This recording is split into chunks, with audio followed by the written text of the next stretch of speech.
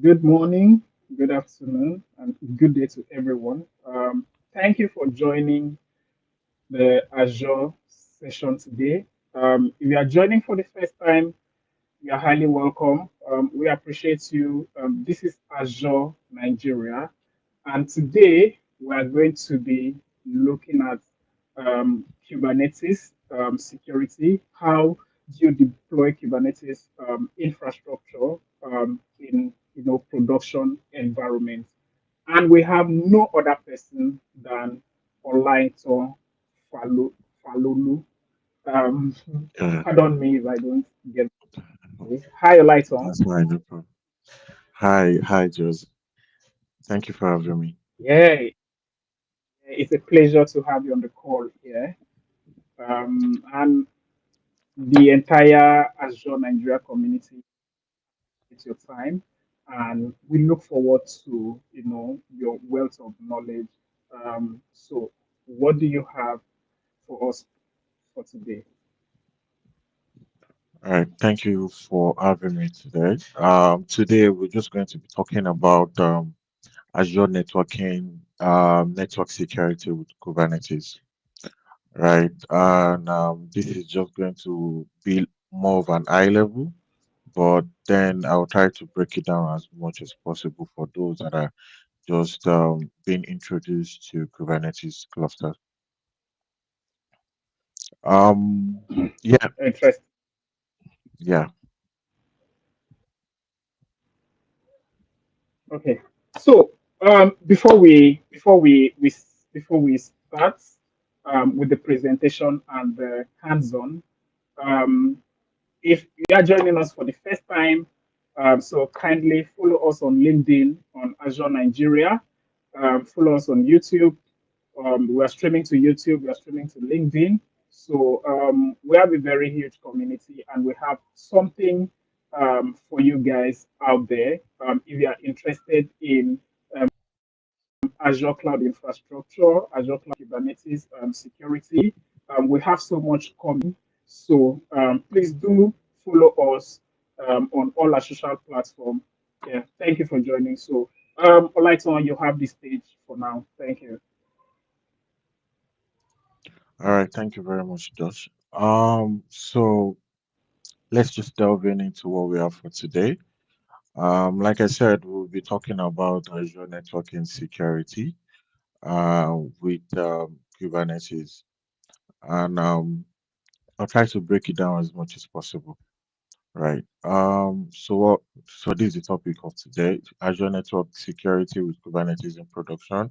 We'll be talking not we'll not be talking about the theory, but about how AKS. So if I try to summarize Azure Kubernetes cluster, which is AKS, so pardon me, AKS networking actually behave. We'll talk about how it behaves in production environment and how this security decision matters a lot, right? And these are real world patterns and mistakes and lessons learned from AKS, running AKS in production and making sure that it is secured. So why Kubernetes network security is hard, right? One of the reasons why it is hard is because we not really that it is hard, but the fact that securing it is hard. A lot of a lot of things happen under the hood that makes uh, people complacent to making sure that, oh, I have Kubernetes, it's just running, but we'll be able to talk about the complexity. We'll be able to talk about how to make things easier and how to make sure that your security posture is tight, right? And we're going to the next slide. This is the reason why it's hard. Kubernetes hide a lot of complexity, and also the security spans across pod, node, VNets, and network edges. One misconfiguration about security in Kubernetes can expose the entire cluster. So one thing about Kubernetes is, before I go into that, is I'll try to explain what Kubernetes is for those that are just joining us for the first time, or those that are just being introduced to Kubernetes. So Kubernetes, in let me try to explain it as much as you can, right? For Kubernetes, I would say let me explain as a 5-year-old so that it will be much easier. So Kubernetes is like an estate that has different buildings, different buildings that does different things, and those buildings are the applications, right? You have a toy application, I mean, a toy building, a building that is meant for um, maybe designing kit store, another building that is meant for um, groceries, a lot of things. So, but you have a particular manager, right, that tries to manage the whole estate in the sense that, oh, it feels that um, this particular um, what's it called? This particular store is receiving more users. Is receiving more users. Users are coming in. So how do we manage it? So it is the manager that says, okay, let us expand, right? And if another store is not increasing, the users are not coming there, the demand, the supply is more than the demand.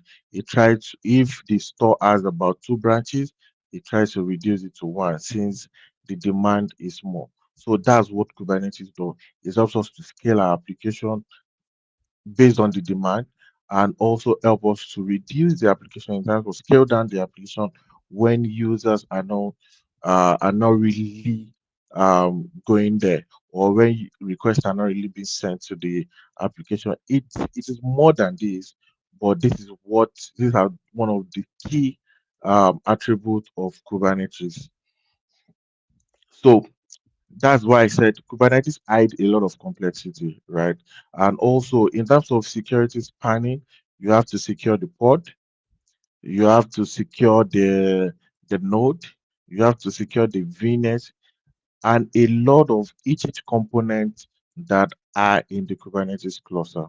So that's why I said Kubernetes hides a lot of complexity, but in terms of securing, you secure each of those components.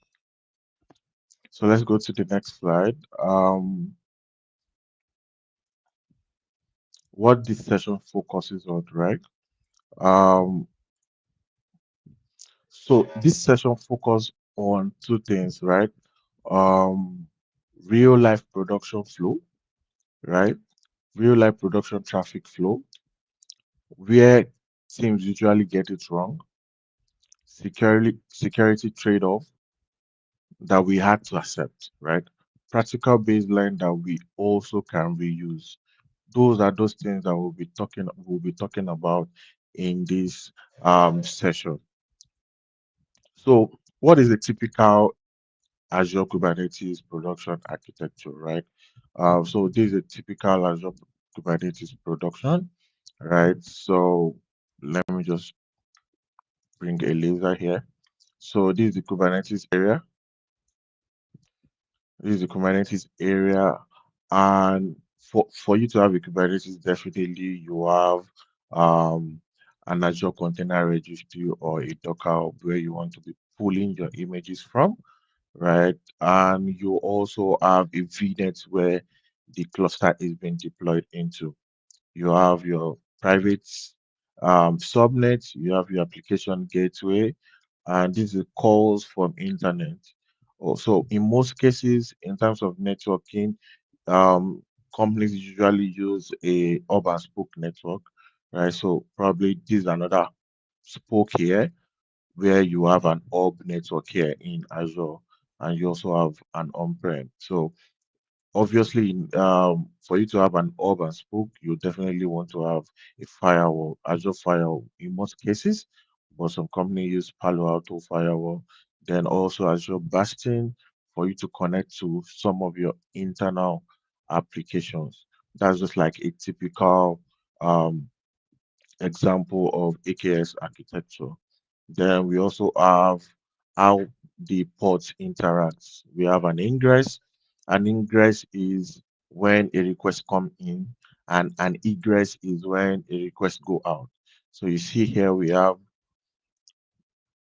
customer sends a request to the software load balancer, and the ingress accepts it, routes it appropriately to the pod that is being sent to, right? It could be based on part, it could be based on any configuration that has been set.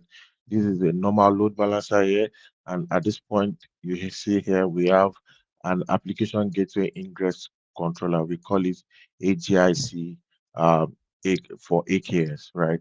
In some cases, you can integrate. It comes with AKS. Sometimes we have different company that says, "Oh, we want to manage our ingress controller. We want to use Nginx. We want to use a different internal load balancer entirely." Excuse me. This is just like an explanation of the first one that I showed you. But we'll still come back to this place. But this is just like explaining the hub and spoke, where your AKS sits, right? And also the container registry. You also have your key vaults for private keys, certificates, and so on like that. And you also have your application gateway that I've mentioned, and some internal load balancer for the ingress. So this is just like the bullet points around the architecture. AKS in a private VNet, which I showed you the other time. We have a central ingress layer.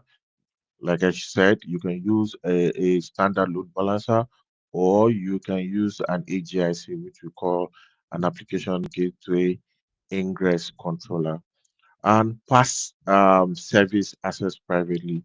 So for this one, is all about how AKS communicate to other Azure resources like database, like the key vault that I mentioned, um, like APIM, like VMs itself. There's some applications that might not be running in AKS, that might be running in a virtual machine.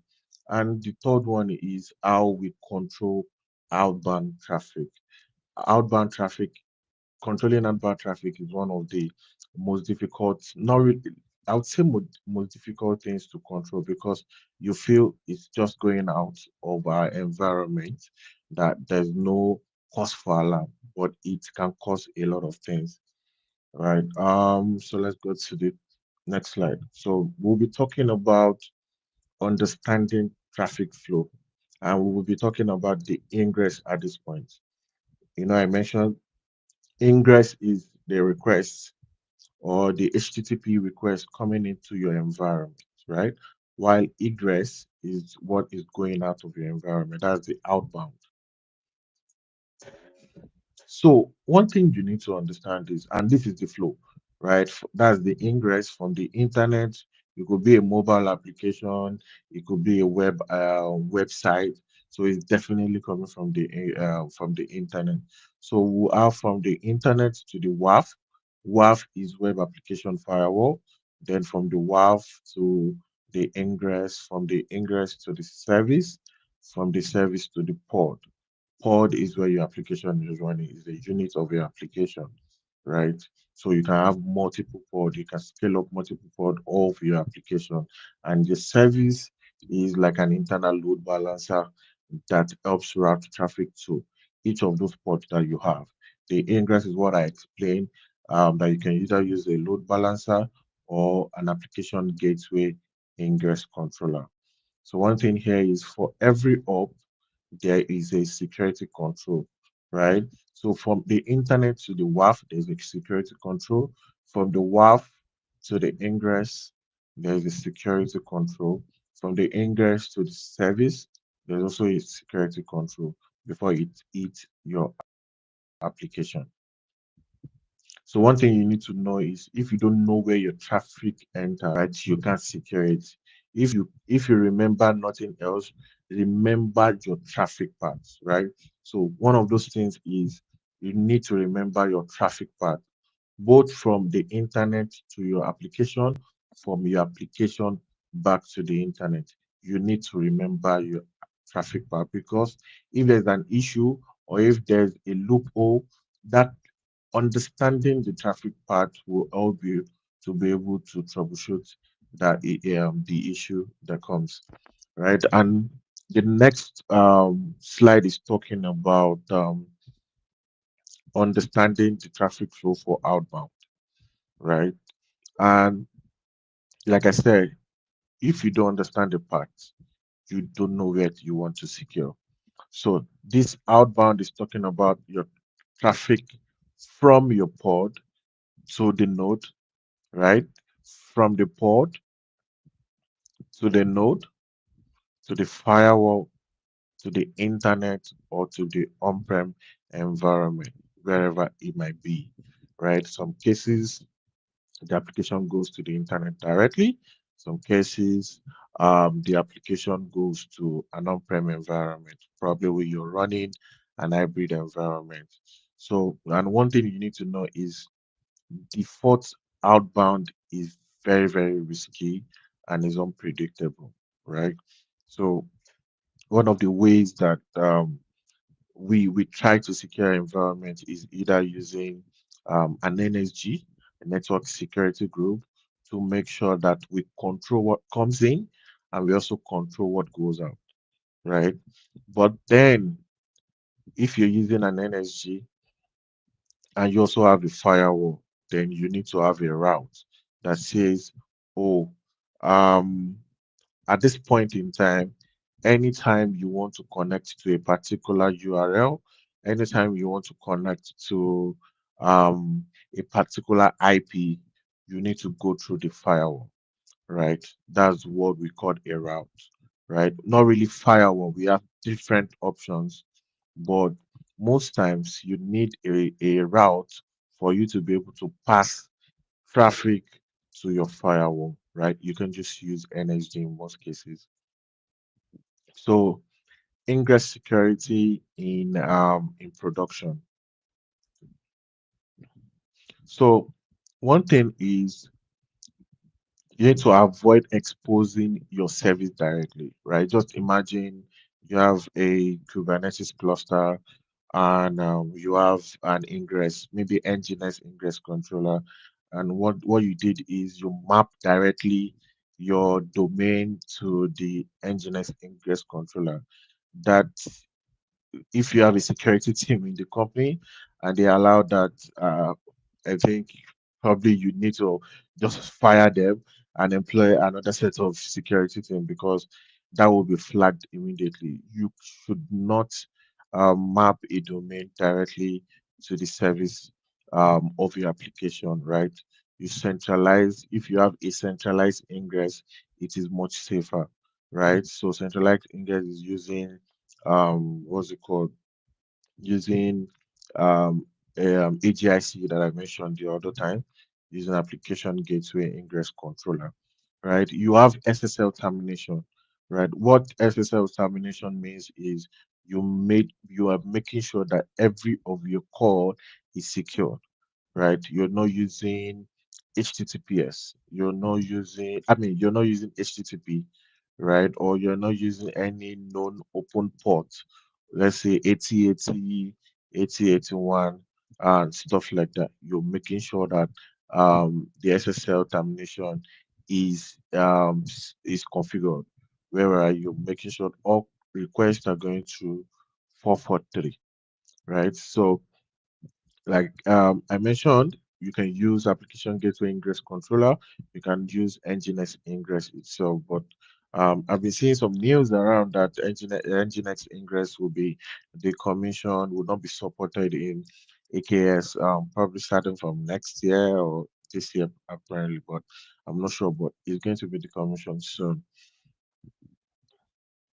So like I said, you cannot um you map a DNS or a load balancer directly to your service, right? In most cases, you can do that maybe for demo, but in production environment, You cannot do that. It is not advisable.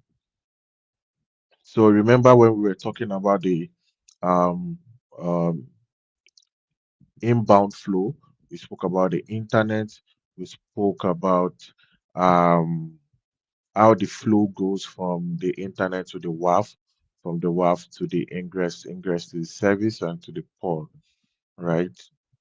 So we want to talk about your WAF here, the web application firewall. So it's the first line of defense against any common attack because it has a managed role. Excuse me. So it has a managed role, right? Especially if you're using a preventive, if the firewall is in preventive mode, right? Anything that it notices, the firewall notice that is suspicious, any request that it notices that is suspicious is going to block it, right? So you can configure the managed rules. You can configure it based on what you want or the use case of the particular environment that you have. It also protects traffic. It also protects before traffic hits the cluster. Of course, like I said, it's from the inbound flow. The flow for inbound is from the internet to the WAF to the ingress controller, then which ingress controller is on the cluster, of course, then to the service and to the port, right? It needs tuning in real workload, right? One thing you need to do about work for the WAF is to make sure that it meets your needs, right? And one of the reasons why I said that is I had some what will I say? At one point in time, I was configuring a WAF. I changed it from after deploying it. I changed it from detection mode to prevention mode. And apparently, we have an application, a vendor and application that is not using the usual mode of sending requests to the environment, right? And I noticed that immediately I switched from detection mode to prevention mode, all requests from that application started blocking it. It started blocking it. So what I did pending when the vendor were able to fix their request was changed back to detection mode. That was why I said it's always the first line of defense, right? And after that, we would also need to um, talk about the east-west traffic, right? What do I mean by east-west traffic? What I mean is application to application talking to each other, right? So an application in a particular namespace. So we have what we call namespace in AKS. AKS namespace is when you have a logical grouping of an application that are same or might not be same, but they are in the same environment. You can say, oh, you have a big cluster, right? And you want to segregate each of your application based on the environment. So you created a dev namespace, you're creating a QA namespace and a production namespace, right? So, and you don't want all these namespaces to communicate to each other, right? So that is what we call east-west traffic or communication between application within the same namespace or in different namespace. So that's what we call east and west traffic. So the next diagram is showing this communication here. So we have an external namespace here that is trying to communicate with this namespace one, and you see that it is blocked, right? And you have this namespace two trying to communicate to namespace one, and you see that it is allowed. So you notice that red means it is blocked and green means it is allowed. You also see that external user, based on permission, is not able to communicate to this namespace here, but um, this front end app in the same namespace is able to communicate while this external app is still in the same namespace. You remember I mentioned that still in the same namespace, based on permission or policy that has been set, still not able to communicate. So this is what I mean by um, east-west traffic. Another example is the next slide that talks about, remember I mentioned, a dev and staging cluster, then this is production cluster. So you see, so the dev team, based on the permission that has been set, can access the pod here, while the staging, they can access it also here, but dev too. So these are based on policy that has been set, and these are also based on policy that has been set, right? So the next slide is talking about pods can talk freely in terms of east-west traffic. Pods can talk freely by default. Net, Network policy enforces least privilege, right? Which I was explaining by previously. Denying by default is the goal, right? Um, usually deny by default is not really it's not what a lot of people follow. To the best of my knowledge, it's not what a lot of people follow, but it is the standard, right? It is the standard. While once you now start deploying your application, you can now start setting or the allow permission. Oh, this application needs to talk to this. Talk to that. This application needs to the A or namespace one needs to talk to namespace two. So that's how you now start setting those policy, and you document all these things because it's very important. If you don't, you would not be able to troubleshoot, right? You will not be able to know the bottleneck when you're trying to fix an issue. So the next thing we need to talk about also is node and subnet security. NSG protect the node, not the pod. So when you apply an NSG, you are applying it to the node. So the node is where your pods are running. So the node is what houses each of your pod, what hosts is each of your pod, and you can only apply the energy on the node. The node pods are often forgotten, of course, right? Node pods are often, except for environments that they are making use of that node pod. But usually, when you have your ingress, when you have your outbound IP, most times we don't make use of that node and its pod. Um, Never rely on one control. Of course, you don't want to rely on probably only energy, or you don't want to rely on only routes. You need to add multiple policy to make sure that your environment is secure. And that's what we're talking about here, making sure that your infrastructure, your your your Kubernetes is secure in terms of networking, right? If you have energy and networking, not you can have energy plus network policy, right? Not one or the other. You can also have energy, route, and network policy, right? You can also have energy, route, and network policy. But one thing you need to know is once you have a route and you're also using energy, the route take precedence. The route, especially when they have the same rule, right? The route take precedence. We'll still see an example of the route in the next one or two slides. Now, I think this is the part where we see the example of the route.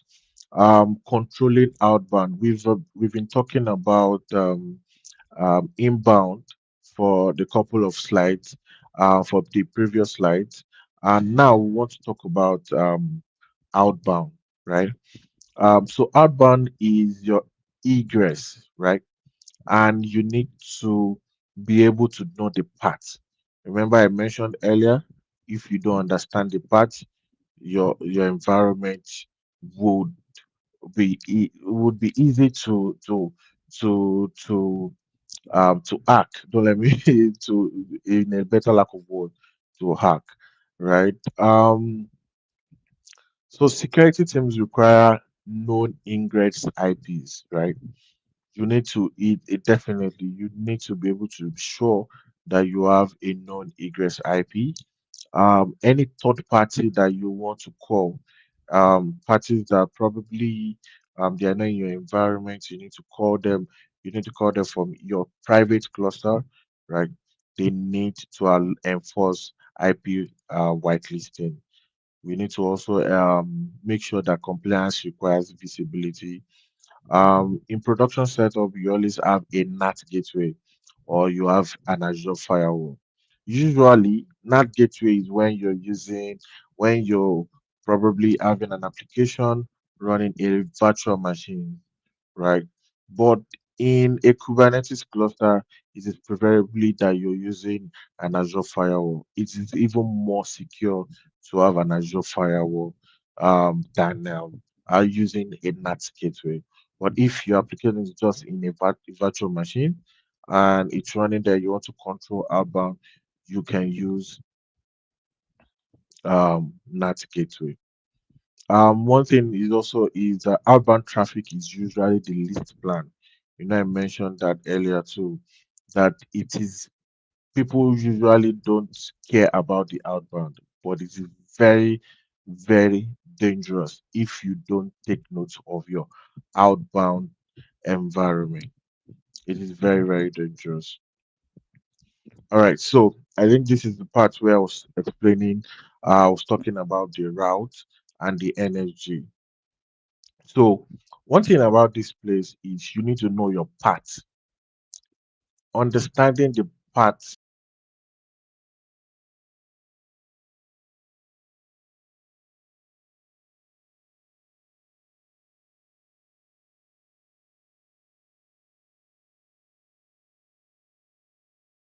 internet, right? So this screenshot here is showing a network troubleshooting, try a network watcher, right? You can use an option of connection troubleshoot to check what the IP flow of your of your cluster or of your particular environment. So how do you do that? You search for network watcher and expand the network diagnostics tools. Look for network connection troubleshoot. One of those things you can do is pick the source environment, the source VM, which is one of your nodes, right? Check for what's it called, the IP that you're trying to reach, and want to check for how you want to reach it, right? Or the port that you want to use. So you see here, I'm having destination port, right? And I'm using TCP. So once I run the network troubleshooter or the diagnostic test, it will show on unreachable, of course, because this is just a demo IP that I used. And one thing I want you to take note of here is this place. It says next up from source. That means from your VM or from your Kubernetes environment. It says direct net source is the internet. That means it's not going through any other place. So that means from the port, it goes through the internet directly. And that is very dangerous, right? It is very because the network flow that we explained, outbound flow that we explained is from the port to the node. Of course, the node is where we are running this the connection troubleshooting from the node to the NAT gateway or the firewall, from the firewall to the internet. But you see here it says internet directly from the node, and we don't want that. So that's why you see here it says next hub, which is the IP that we're searching for. You see the next hub is internet. You also did another example here is this. You choose your subscription, you choose the resource group, the virtual machines, it automatically populates the network interface and also the IP of your VM. And what IP are you trying to reach? you had the IP here, you notice that it says the next up is the internet, right? And we don't want that. So what do you do? So what you do is create a route, and this you see the first screenshot that you have three screenshots here. One of the reasons why um one of the reasons why um, um, I'm having those screenshots here is because of our time, so that we don't have to necessarily spend more time in doing the demo. So you see, I've created a route here and attached the route to a subnet, and this is it here. You see the subnet, you see the IP of the subnet. Then I created a route that says anytime you see this IP, send it to a virtual appliances. And this is the IP of the virtual appliances. Virtual appliances is an example of this virtual appliances is what? A firewall. And this is it here. This is the IP of the firewall. So now when we run the network troubleshooter we did previously, you see it says next up is equals to the IP of what? The virtual appliances, right? And that is the firewall. And when you come here, you also run another troubleshooting the same way we did the other time. It says the next up is also the IP of um, the virtual appliances, which is the firewall. Then from the firewall, you define your rule that says, oh, any calls that is coming from the subnet, send it to the internet, or you send it to the on-prem environment. So it depends on what you want. It depends on probably the networking team.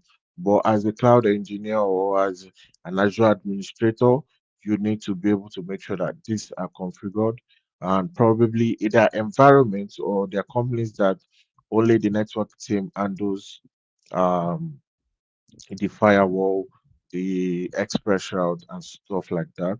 But that was why I said, okay, we'll show you how you can do this. And on the firewall, you can either open all routes or all requests to the internet or to the on-prem, or you send it and say you create a rule that says every request coming from this IP 10.0.0.0/24, send it to a particular destination, either the internet or um, the firewall, I mean, the on-prem environment.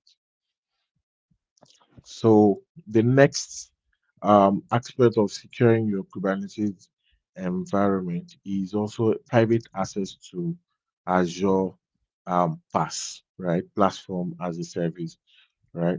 So one, I mentioned some of the examples the other time around: your databases, your Azure Service Bus, um, your Azure Service Bus, your APIM, and stuff like that. So this place, you will be able to make sure that you're not going through the public internet, no public database endpoint. You're making sure that all your application from the Kubernetes, they are not going through any public internet. You are using private endpoints. That's Microsoft backbone. Excuse me. And DNS must be planned carefully. Excuse me. So when I say DNS, it can either be a private DNS or a public DNS. Either ways, you need to be able to plan them carefully. We are almost up with this. So here we are going to be talking about observability and detection. Um, I've given like a bit of an introduction to the observability and detection, and which involves the NSG flow logs. That's one of the examples that I showed the other time, running connection troubleshooter, running next option, running IP flow, right? You can also do an AKS diagnostics. This will show you some of those things that you need to make sure that your environment is secure. You also need to have container insight. This will gives you an overview about your cluster, your node, the pod, and the container, right? It gives you how it's faring in terms of the health, the metrics in terms of the CPU memory, byte sense, snap exhaustion, right? A lot of things. And also another thing you need to know, logging is part of security. This is very important, right? One of the things I try to do when I join a new team is make sure that I check some of those resources, key resources, and I check diagnostics and solve to see if those resources are are linked to an application inside or a log analytics workspace because it's very important. I need those logs to be able to use crypto query to check what is going on at any point in time to even investigate issue that has to do with security, that has to do with application, that has to do with infrastructure. Those are the things that I make sure I do when I join a new environment. So, um, one thing you need to also understand is you can't respond to what you can't see. That's one of the reasons why I said when I join a new team, I just go to some of the key resources to check if log analytics is what's it called, is integrated or is enabled because you can't check what you can see. So real world production issue we've seen. So I've seen this a lot, right? Especially number one, open node port exposed externally, right? I've seen it a lot. There was a one of these examples was when one of our clients reached out because it's a shared infrastructure. We have about uh, I think 200 clusters, right? That is running 200 AKS that is running in that environment. And one of the clients said, "Oh, we need this also port to be exposed on the node." And I saw the request and I was just laughing because this is not possible. It's nobody will allow that in an environment, right? So nobody will allow that. This and the second one is WAF blocking mobile SDK traffic. Remember, I mentioned an example the other time that I was talking about prevention mode and detection mode. We had a vendor application that was using an SDK that made it look like a bot, but it is not a bot, right? But the firewall was blocking it immediately. So what we had to do was just because we know the application, we've worked with the application, we had to move it from prevention mode to detection mode immediately. The third one is also private endpoint and DNS misconfiguration. Well, these in most cases, sometimes it might not be an issue of you configure a private endpoint that resources are not reachable, right? But it might be a misconfiguration from the DNS. I've created there are sometimes I've created not sometimes, but there was a time I created a private endpoint that I did not complete the DNS configuration and I was troubleshooting and I felt, oh, this private DNS should work, but it was not working because I left out a configuration on the DNS part. Um, but later I was able to resolve that, of course. These are not edge cases, but they happen often, right? They happen often, and sometimes you might even overlook it that these are not really an issue, but those are where issues comes from. And one of the last one is uncontrolled outbound traffic. I remember I said um, it's usually left out, but it is very dangerous, right? Where you just felt, oh, I can open my applications to the internet, right? I've worked or in an environment that all the resources that are airtight, right? That when I mean airtight, they are airtight. If you want to update anything on the cluster or not even the cluster, the VM itself, you need to request for an approval to enable outbound IP, outbound internet access. before you even do any upgrade on the VM. So uncontrolled outbound traffic is also one of those things that I've seen in real time that have happened or that have caused us a lot of issues in production environment. So production AKS security baseline, it's always around central ingress and WAF, how to combine both of them together. Network policies are enforced, right? Control egress. Remember, I mentioned outbound. So we because the reason why I'm trying to mention this is because we for a lot of time I've worked in security team and I'm sure of the a lot of time we focus more on in the ingress. We try to leave out the egress. We focus on, oh, attackers will come in from to our environment. It's always from internet to our environment. We focus more on that and we leave out the egress. It is very, very important for us to control our egress. Private pass access, this is where we're talking about the private endpoint. Make sure none of your resources are publicly available. And also full login is enabled.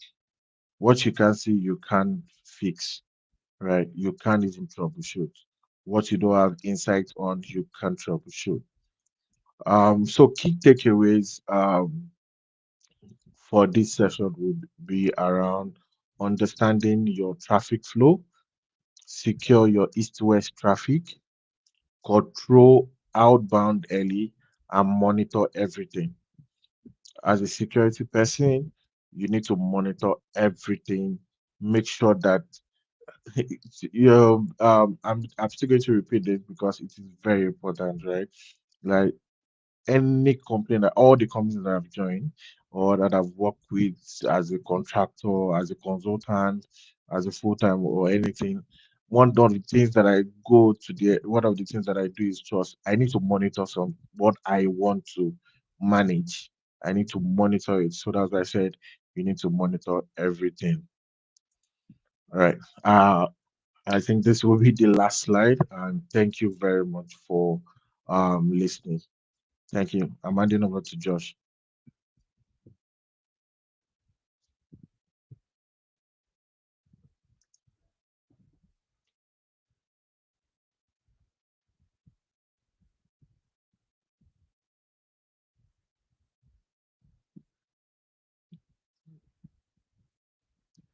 Just can you?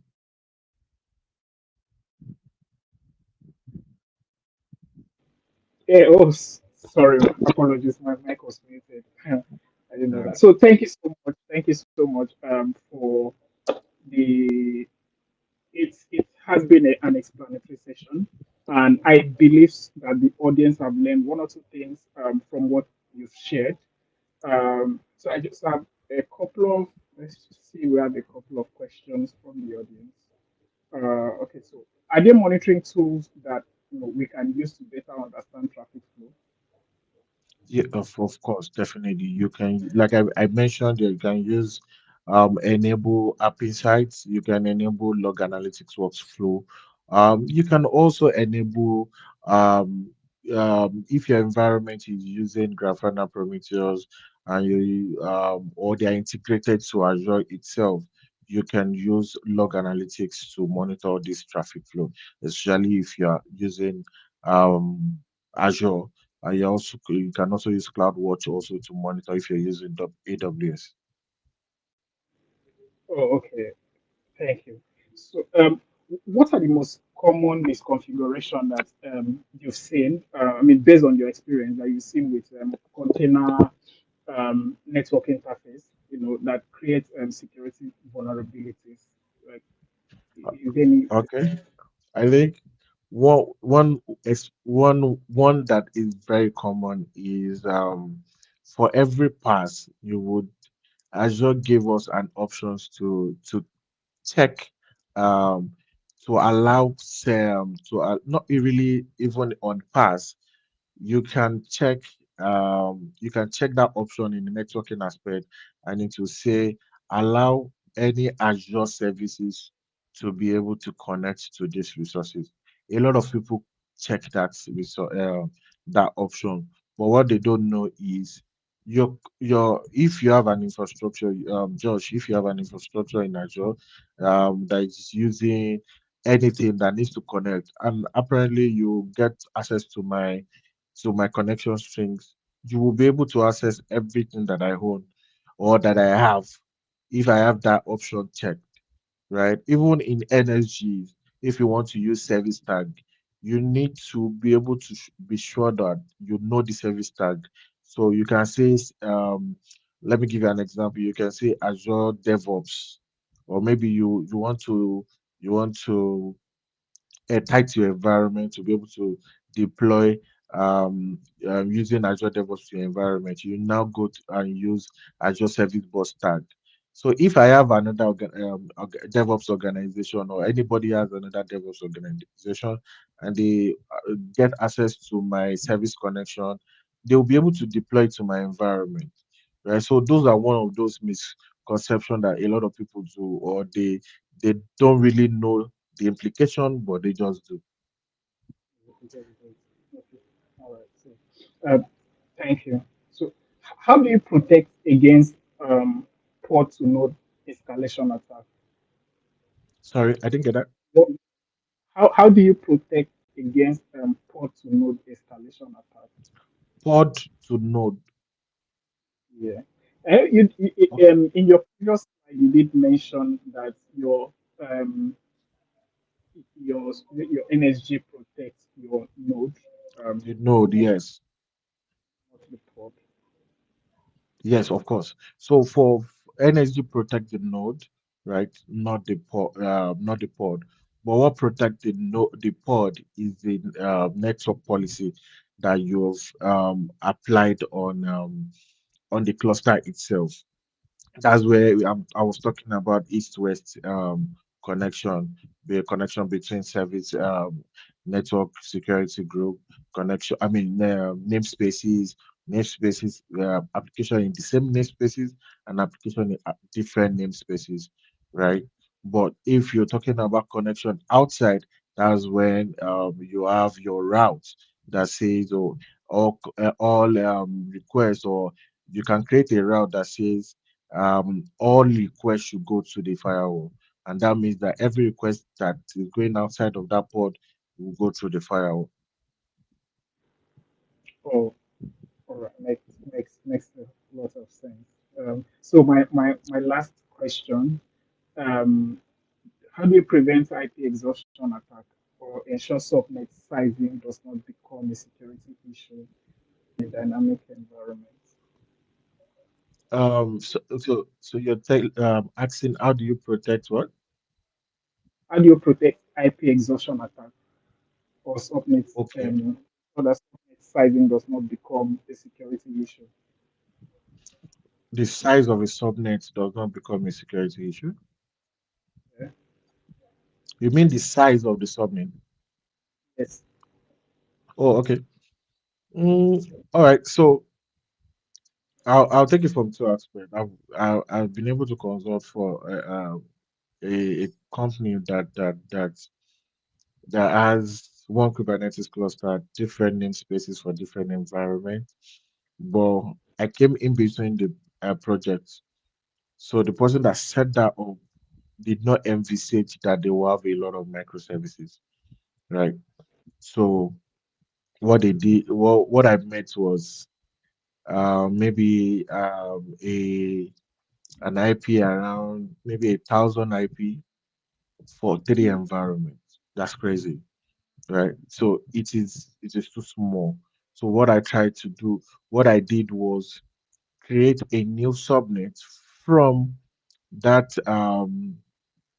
VNet, right? And use Azure CLI to now create a new node pool and map it to that new subnet that I created. And because it was a large subnet, so that was basically what I did, right? And I enabled the NSG and also the route for protection too. Oh, okay. Thank you. So we have a question from the audience, and this is a long one. Okay, so let me start. So I recently deployed. So this is coming from Shamo KSP. So he said, I recently deployed a Dockerized service to Azure Web App. The container instance is Mhm. healthy, and I restricted public access to the app service using IP restriction to prevent internet exposure.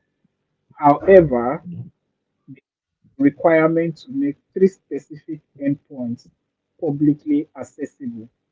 To achieve this, I configure an Azure application gateway with web application firewall to control access, blocking all endpoints except the approved three. Now, the challenge is that Azure Application Gateway work is quite expensive for this use case. Could you please advise on more cost-effective alternatives that can securely expose only selected endpoints while keeping the rest of the application private? Mhm. Okay, to prevent internet access. Okay, so one thing is if you need to secure your environment, you you will need to spend money. That's just it, right? So on a lighter mode, and Ijebu man cannot Production sleep tonight. environment. Yeah. Production environment, right? If you need to secure environment, you need to make sure that you're ready to spend money, right? For every environment that are secure today, they are spending a lot of money, right, to make sure that they are secure. But then, for your use case, you can either use a traffic manager or you can use WAF. WAF is not a web app application firewall for this use case is not that expensive, right? If you don't want to use an application gateway, but one thing you need to be sure of is you need to make sure that the application gateway is privately connected to the container app through private endpoints, right? And once that is done, you need to make sure that on the ACL, in most cases, you don't even need to enable the ACL, allow the IP of the application gateway again, since you're already using a private endpoint. But you need to make sure that the WAF you I don't think right now Azure has anything that you can use as alternative for gone for WAF and to make sure that your environment is secure. That's just it, right? It's either you're using the firewall itself or you're using WAF. Or yeah, that's just it. You need to just use WAF at this point in time. Okay. Thank you. Thank you so much, Lighton. We appreciate your time. I think that's the last question um, for, for today.